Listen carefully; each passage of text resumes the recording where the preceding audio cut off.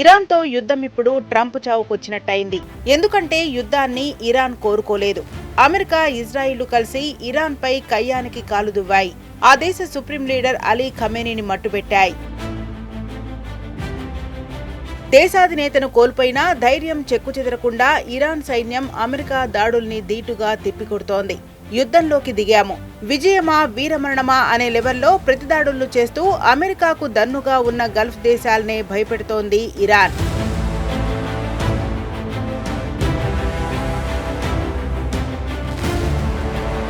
ఇరాన్ను పూర్తిగా దెబ్బకొట్టామని ట్రంప్ ఉత్తుత్తి ప్రకటనలు చేయటమే ఆలస్యం.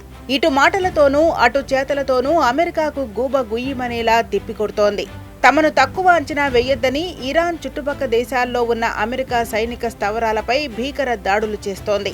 ఈ యుద్ధాన్ని ముగించేది మీరు కాదు, మేమంటూ ట్రంప్కు స్ట్రాంగ్ కౌంటర్ ఇస్తోంది. ఇరాన్ కొత్త సుప్రీంగా అలీ ఖమేనీ కొడుకు మొజ్తబా ఖమేనీని కూడా లేపేస్తామని ట్రంప్ వార్నింగ్ ఇస్తే, నిన్నే లేపేస్తాం, బీ కేర్ఫుల్ అంటూ Iran security council chief Ali Larijani హెచ్చరించారు.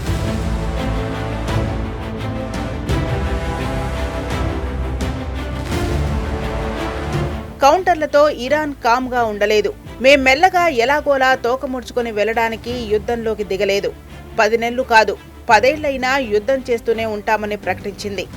అమెరికా, ఇజ్రాయెల్ దేశాలు మాత్రమే కాదు, ఆ 2 దేశాలకు మద్దతిచ్చే దేశాలు మా శత్రువులేనని ఇరాన్ హెచ్చరించింది.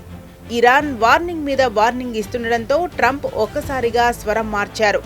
ఇరాన్ చమురు నిల్వలపై దాడులు వద్దంటూ ఇజ్రాయెల్ను హెచ్చరించారు. ఇరాన్ చమురు నిల్వలపై ఇజ్రాయెల్ దాడులు చేసే సమయంలో అది ప్రపంచ మార్కెట్పై ప్రభావం చూపుతుందని, వాటిని వద్దని ట్రంప్ ఖండించారు. నిన్నటి వరకు ధైర్యంగా ఉన్న ట్రంప్ ఇరాన్ ఏమాత్రం తగ్గకుండా అటాక్స్ చేస్తుండటంతో యూటర్న్ తీసుకున్నారు.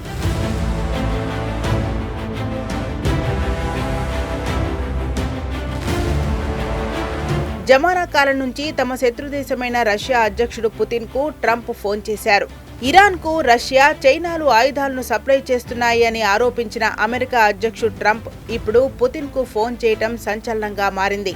అసలు ఇరాన్ పరిస్థితి ఎలా ఉందని తెలుసుకోవడానికి ఫోన్ చేశారా, లేక యుద్ధాన్ని ఇక్కడితో ఆపేద్దామని ఇరాన్తో మధ్యవర్తిత్వం కోసం ఫోన్ చేశారా అనే దానిపైనే చర్చ నడుస్తోంది.